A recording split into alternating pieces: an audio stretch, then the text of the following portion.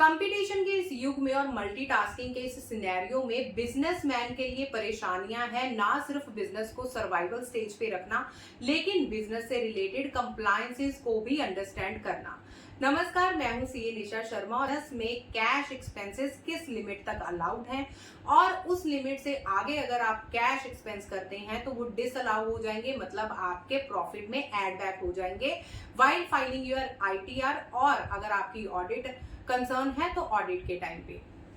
Section 48(3) of income tax act provide करता है कि अगर आप बिजनेस में रेगुलर एक्सपेंसेस 10,000 से ज्यादा के कर रहे हैं, इन कैश पेमेंट कर रहे हैं to a single party in a single day, तो आपको वो खर्चे डिसअलाउ कर दिए जाएंगे।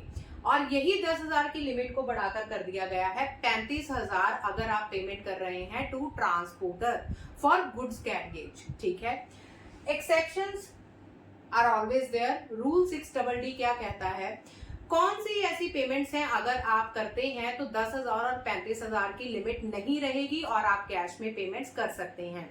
अगर आप पेमेंट कर रहे हैं to RBI, SBI, banking company, primary agricultural society, primary credit society, to government in a legal tender, to cultivator producers of agricultural produce और livestock, to any of your employee his or her legal heir in case of his death, in case of retrenchment, resignation, gratuity, etc. up to rupees 50,000 only.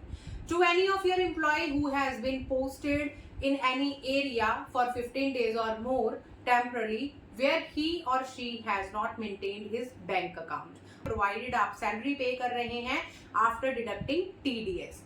Last, to authorised dealer and foreign money exchangers जो कि authorised होंगे और registered होंगे with RBI. इसी तरीके की more informative video के साथ मैं हाजिर होंगी जल्द ही। अगर आपको ये वीडियो अच्छी लगी हो तो लाइक कीजिए and subscribe my channel. Till then take care, have a nice day. नमस्कार।